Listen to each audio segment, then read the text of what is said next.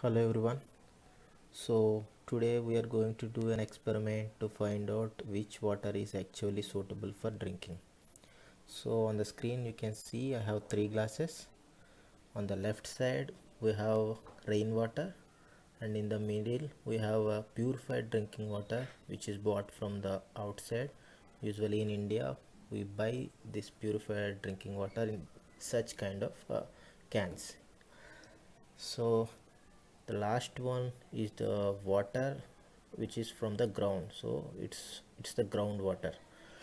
So so we are going to find out the TDS value as well as pH value of this drinking water, and then we are going to discuss about what World Health Organization is actually saying about the TDS and pH, and what are the acceptable values according to the World Health Organization. So so then we'll compare these values, where do they stand. So coming to the TDS, so if you don't know what is TDS, it is total dissolved substances or salts. As the water run through the soil and rocks, it dissolves some salts like calcium, magnesium, sulfate, chloride, fluoride, and iron. So when it comes to the pH value tells us whether the solution is acidic or basic. So usually the pH value ranges from 1 to 14. If the value of the solution stands at 7, then the solution is neutral. If the value is less than 7, then the solution should be called as acidic. If its value greater than 7 till 14, the solution is basic. So let's start our experiment.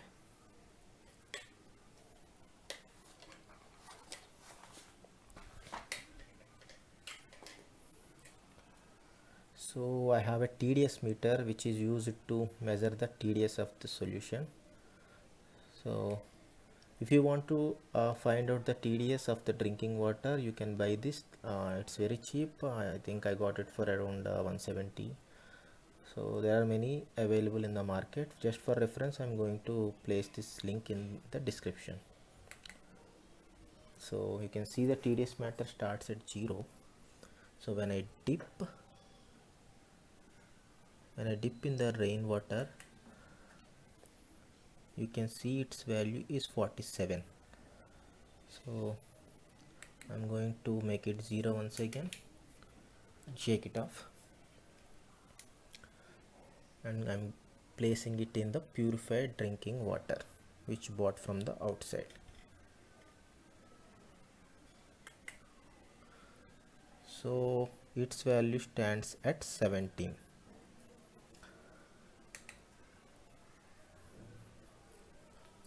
So the last one is the groundwater or the bore water. So its value stands at 450. So let's save these values to compare against the WHO standards.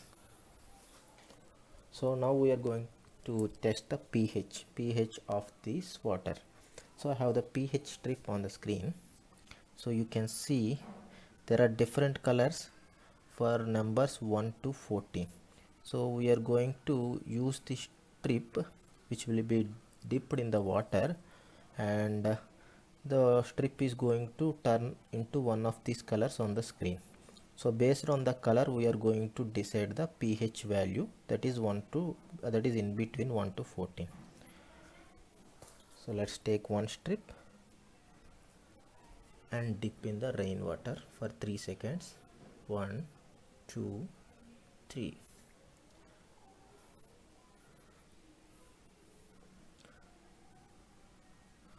So where does it stands? So you can see it stands somewhere between 7 and 8. So let's take another strip and let's dip it in the purified drinking water. 1, 2, 3.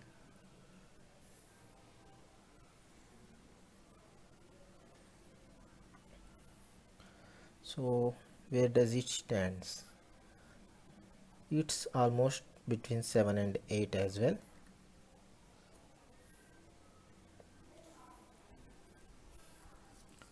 So let's take the third strip and dip it in the bore water for 3 seconds. 1, 2, 3.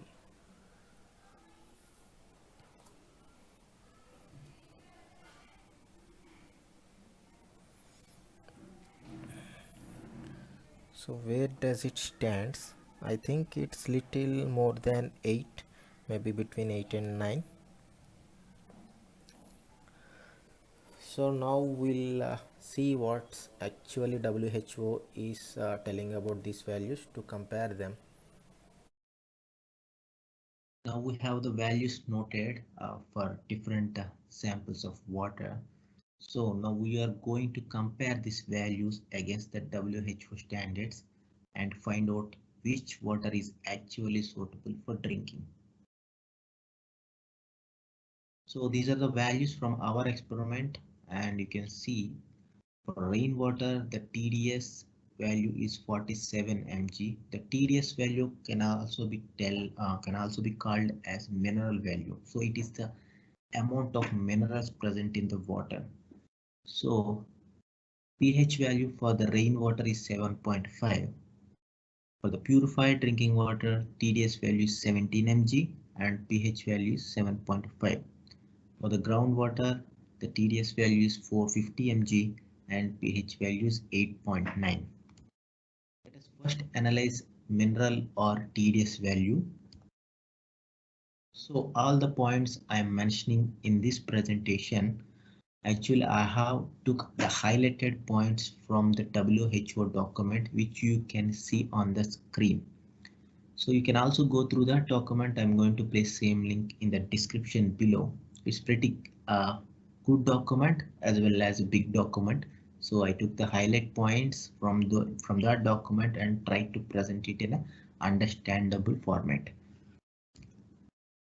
So, according to the WHO document, the minimum level for TDS is 100 mg per liter and calcium is 30 mg per liter.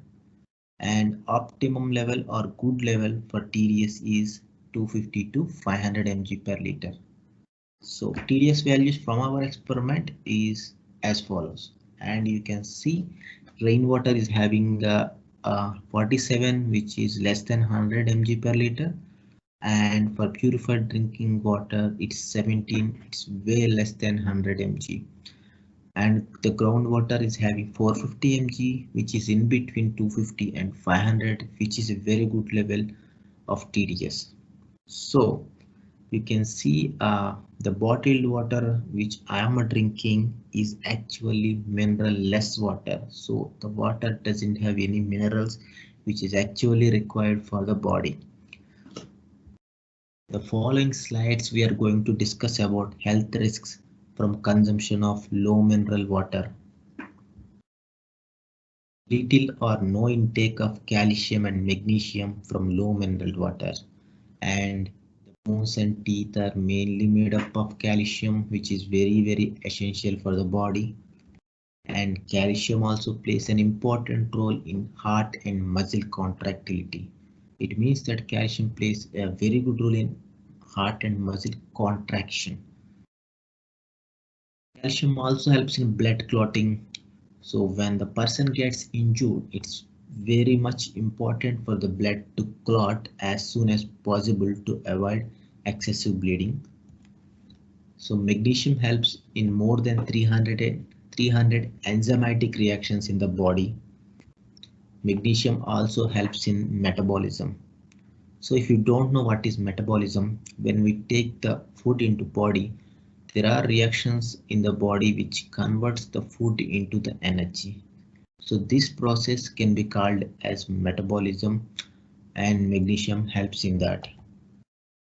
So another point to be noted is when a food is prepared with low mineral water, then the food loses the essential elements in it. And we are going to discuss about the observation of low consumption of observations on consumption of low mineral water. So WHO has conducted some experiments and they have discovered the following observations when people consumed low mineral water. So first one is tiredness and the cardiovascular disorders, that is heart disorders and muscle cramps, low hemoglobin levels in the blood and high blood pressure, gastric problems, and there are thyroid problems which will eventually form goiter, slower physical development in children and more prone to diseases. So now let us analyze our pH values, and similarly source is mentioned on the screen and I'll also mention in the description. So optimum pH range prescribed by WHO is between 6.5 and 9.5, and these are the pH values from our experiment, which is pretty much fine for all the types of water.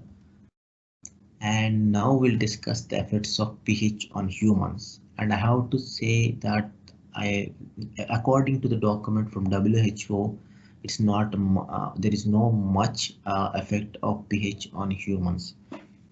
So when it comes to pH greater than 11, there might be eye irritation and there might be some skin disorders also. When it's between 10 to 12.5, the hair fibers may swell and you may have irritation in the intestines. And if pH value is less than 4, redness and irritation of the eyes. And if pH value is less than 2.5, there may be damage to epithelium. So that is the inner layer just beneath to the skin. So when it comes to the conclusion,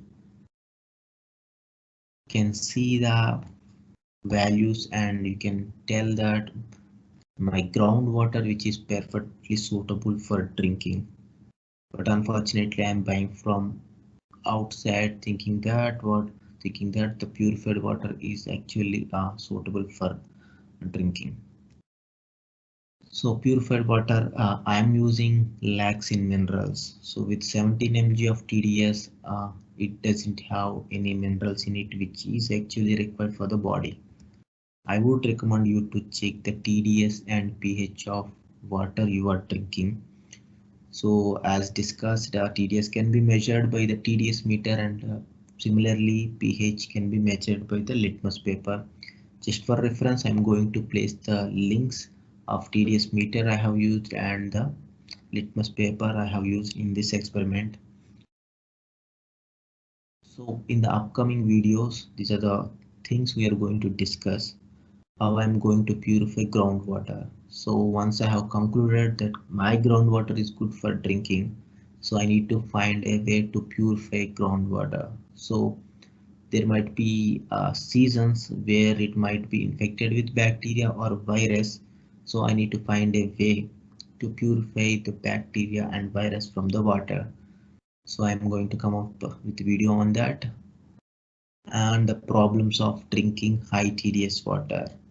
Since I have water which is having a low TDS or no minerals, I have discussed those points in this video, but we did not discuss what if the water is having high TDS.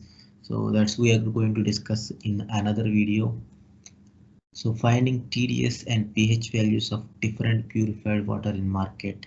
So these days there are many purified drinking water that are sold in the market.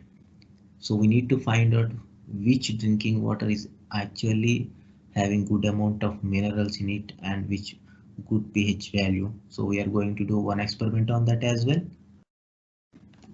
Yes, we are done with this. So thank you very much for your time, and please do mention your opinion on this in the comment section. Thank you. If you like this video, please give me a thumbs up and please do subscribe for more videos.